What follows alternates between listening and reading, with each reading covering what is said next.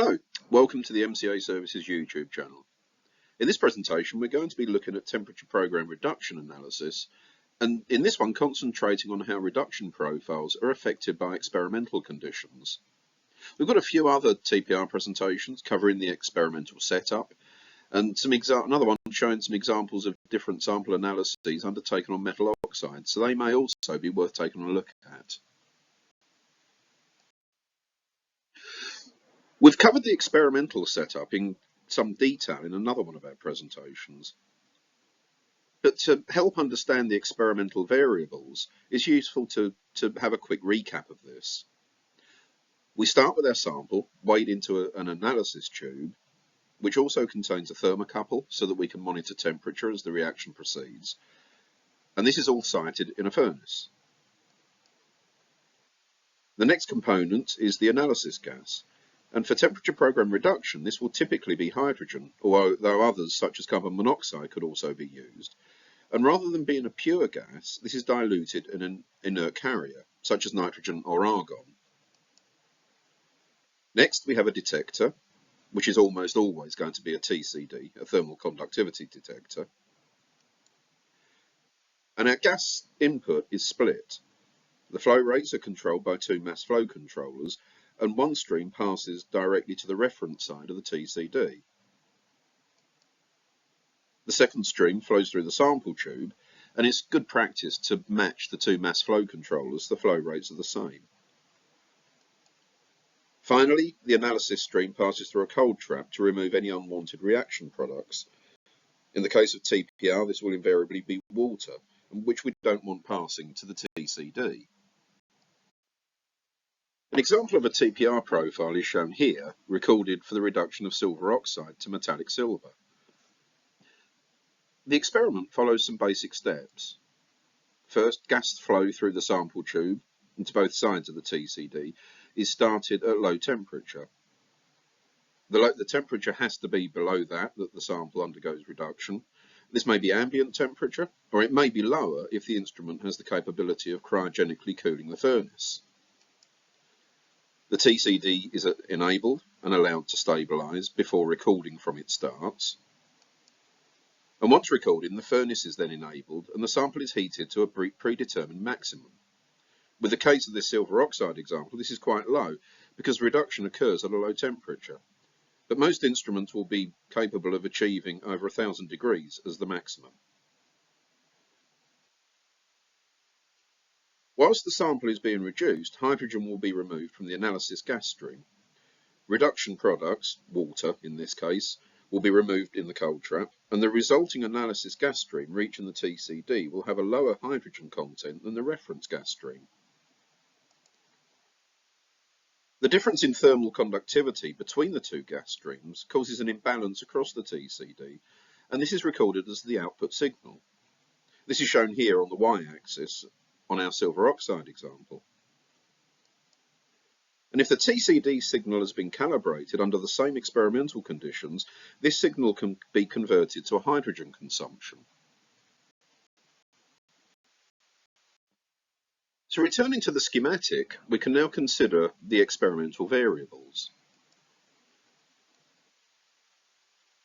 The first is the concentration of the reducing agent in the analysis gas stream. Usually this is quite low, for example 5 or 10%, but it can be varied. However, in reality, this will require multiple gas cylinders and it isn't the most convenient variable to change. So that leaves us with three further choices. The first is the gas flow rate. Now ordinarily we want this to exceed that required for reduction of the sample at any given temperature. That's to say that we don't want it to be so low that it becomes rate determining. However, if it's set too high, sample reduction becomes affected. This in turn affects the final TPR profile and even the accuracy of the calculated hydrogen consumption. For a simple reduction, in the case of our silver oxide example, gas flow rate isn't the major concern. However, for more complicated reduction sequences, such as those involving an intermediate product, as we saw in a previous presentation involving manganese dioxide, varying this can be very useful.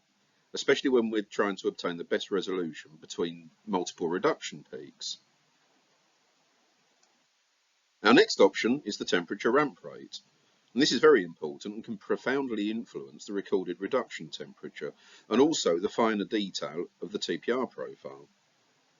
If it's set too high, accurate reduction will not be recorded at any given temperature. The profile displays abnormally high reduction temperatures and doesn't reflect the sample. But fine-tuning ramp rate can be very useful, again, when trying to resolve multiple reduction peaks, and ultimately we can introduce a hold period, as again we saw in the case of the MnO2 in the previous presentation. Finally, we can change the sample mass. TPR experiments tend to use quite low sample masses, and in all of our examples we aim to use around 60 to 70 milligrams. Again, reducing sample mass can be used to improve separation of multiple reduction peaks. Increasing it, on the other hand, can be used to aid sensitivity when analysing samples that are not readily reduced. But if sample mass is too high, then the resolution of a TPR profile can be diminished at any given flow rate. To investigate the effects of changing the experimental conditions, we're going to consider the reduction of copper-2 oxide. Now, this shows an interesting peak, which is quite broad, with the evidence of two poorly separated peaks at 178 and 217 degrees.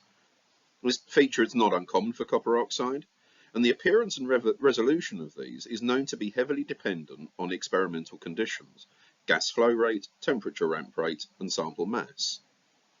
It's worth mentioning that this sample was prepared via precipitation of copper hydroxide from copper nitrate using sodium hydroxide, and the resulting hydroxide was calcined at 250 degrees to form the oxide. We've been through this in one of our other presentations in greater detail, but we were aiming for small, high surface area particles that would mean that any analysis would be free of the effects of particle size. Through analysis of the oxide, we found the BET surface area to be 38.3 square metres per gram, and also the sample to indeed be quite porous, having a pore volume of 0.24 cc's per gram, confined within the pore size range of 20 to 200 nanometres. With copper oxide, the two peaks are due to the reduction via an intermediate copper state. The lower temperature peak is due to reduction of copper-2 to copper-1, and the second, copper-1 to metallic copper. We can test this by understanding whether or not the copper oxide has been fully reduced to metallic copper, according to this scheme. We're going to use the hydrogen consumption for this. We use 63.9 milligrams of copper-2 oxide for this experiment, which equates to 0.0008 moles. The stoichiometry of copper oxide to hydrogen is 1:1, so therefore we will require 0.0008 moles of hydrogen. At STP, we can apply the molar gas volume of 22.4 decimeters to get a theoretical hydrogen consumption of 0.0179 decimeters for our 0.0639 grams of copper oxide, which equates to 17.9 cubic centimeters. Experimentally, we obtained 18.9 cubic centimeters. So we'd expect to see metallic copper at the end of the experiment, which we indeed do, as shown by this photograph. Now, alternatively, we can express the specific hydrogen consumption. That's the volume required to fully reduce 1 gram of copper oxide, which theoretically is 282 cc's per gram of copper oxide, and experimentally we attained 293. So our initial conditions are a gas blend of 10% hydrogen in nitrogen, flowing at 30 cc's per minute with a temperature ramp rate of 10 degrees C per minute. Sample mass was approximately 65 milligrams, and we've been really careful to keep this within 5 milligrams for all of the analyses we're going to show here, except for when changing sample mass. In the following plots, they're referred to as standard conditions, but they're not really a standard, they're initial conditions. The precise conditions will be very heavily dependent on the material we're analysing, and any one set of conditions are not going to be universally applicable to every material. So we'll start by changing the sample mass. The TPR plot for the initial conditions is shown here in red. This is a sample of 65 milligrams. And given that, we have scope to both increase and decrease the sample mass. Increasing to 100 milligrams yields the plot shown here in green, and decreasing to 35 milligrams, the plot shown here in yellow. These plots show absolute hydrogen concentration on the y-axis, so the difference in the area under each peak is to be expected and reflects the changing sample masses. So we can see that changing sample mass alone does indeed affect the TPR profile. With all three, the reduction starts at around about the same temperature, just above 100 degrees. But as sample masses increase, so the ending temperature also increases.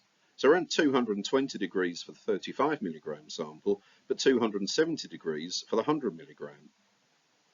The extended temperature range of reduction for the highest mass may be due to the gas flow rate now becoming too low. So essentially the reduction is delayed through insufficient hydrogen as temperature is increased. This can be brought back into balance by also increasing the heating rate. But another key feature is the loss of definition between the two peaks with increase in sample mass. The presence of the two peaks is equally evident for 35 and 65 milligram samples, but is totally absent for the 100 milligram sample. So clearly 100 milligrams is too much sample to be using. Finally, we can look at the hydrogen consumption. Theoretically, 282 cc's per gram of copper oxide.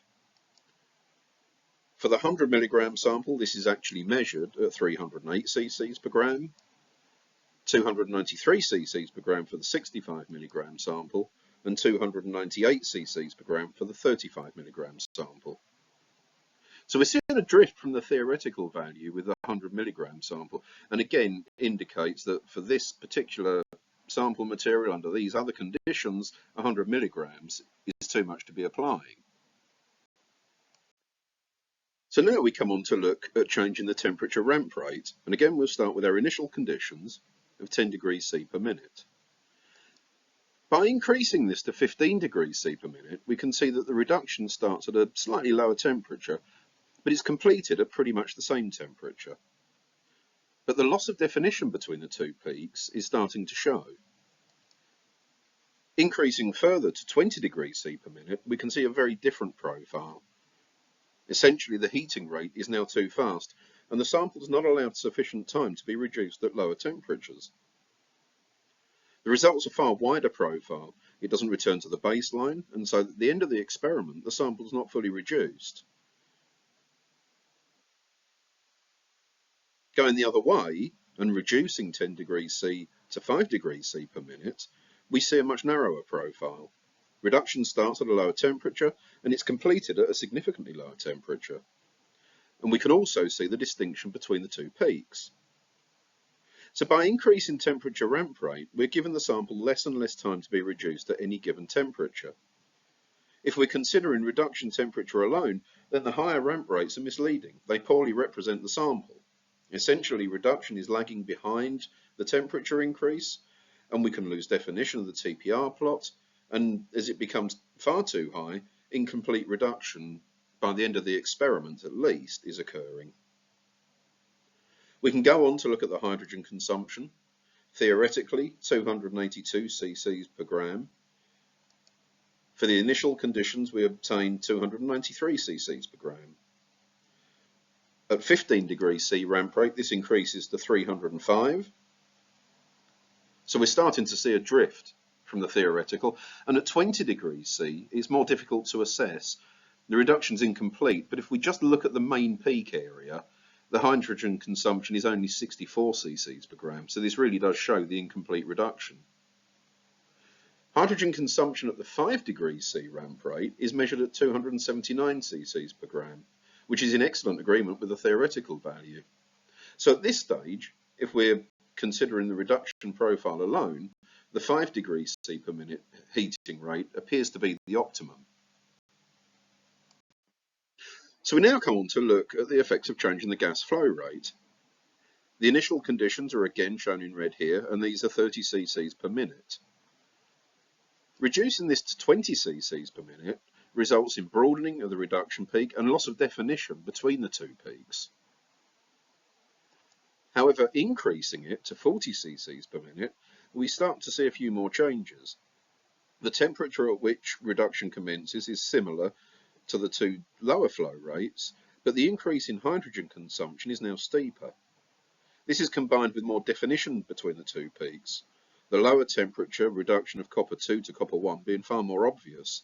It would suggest that the reduction of copper 2 is undertaken more readily with an increase in flow rate. Complete reductions also attained at a lower overall temperature than the other two rates. It might be due to the rate of hydrogen reaching the sample being in greater excess to that required for complete reduction at any given temperature. Increasing flow rate further to 60 cc's per minute, and we see the changes continue. More evident distinction between the two reduction peaks. And this continues even further as we increase flow rate to 80 cc's per minute. We've got the best resolution between the two peaks that we've managed to obtain for the copper 2 oxide reduction. Again, we'll come on to look at the measured hydrogen consumption, remembering that the theoretical is 282 cc's per gram, and for our initial conditions, we measured at 293 cc's per gram. For the 20 cc per minute flow rate, we measured 310 cc's per gram. So again, it indicates that this low flow rate isn't the best approach.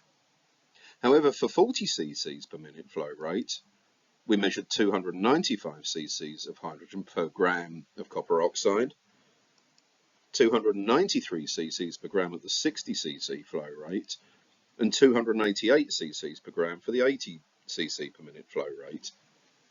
So quite clearly, it's really heavily dependent on the gas flow rate, especially this separation of the peaks. The reduction, or the initial reduction of copper 2 to copper 1 seems to be dependent very much on the flow rate, so an excess of hydrogen reaching that sample. So we have two sets of conditions that look promising for obtaining a good representation of the relationship between the extent of reduction and temperature. And by this we mean a TPR profile that's not subjected to distortion due to flow rate being too low, temperature ramp rate being too high, or the sample mass being too high. These two sets of conditions are really quite different. 5 degrees C per minute ramp rate at a low flow rate of 30 cc's per minute, or a higher temperature ramp rate of 10 degrees C a minute, but with a considerably higher flow rate at 80 cc's per minute. The 5 degrees C flow rate at 10 degrees C per minute ramp rate gives the best agreement with the theoretical hydrogen consumption, whereas the 80 cc per minute flow rate at 10 degrees C per minute ramp rate gives the best resolution of the two peaks.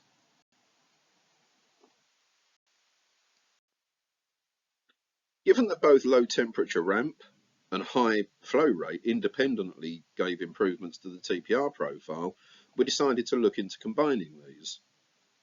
Lowering the ramp rate to 5 degrees C per minute and analysing two samples, one at 40 cc per minute flow rate and the other at 60, we can see the same shift to a narrower profile. However, no improvements observed with increasing the distinction between the two peaks. And this would seem to depend on the higher gas flow rate with the maintaining of the higher temperature ramp rate. The high flow rate will ensure that excess hydrogen is present within the analysis tube, and the hydrogen depleted stream is removed from the analysis tube to the TCD more quickly. Attempting to isolate the first reduction through a lower temperature ramp, that is to say lengthening the time before the onset of the second reduction, has very little effect in this case. So we've seen that the TPR profile is heavily dependent on the experimental conditions, notably sample mass, gas flow rate and temperature ramp rate. The concentration of the reducing agent in the carrier gas will also be of influence, even though we haven't covered that here. Precise conditions applied to analysis will more than likely be dependent on the sample being analysed. For example, in our other TPR presentations, we've shown that the best conditions for separating the two reduction peaks of manganese dioxide was achieved using different experimental conditions to those here. We must also consider the aim of our TPR analysis. It may be to purely look at the temperature range of reduction at a given temperature.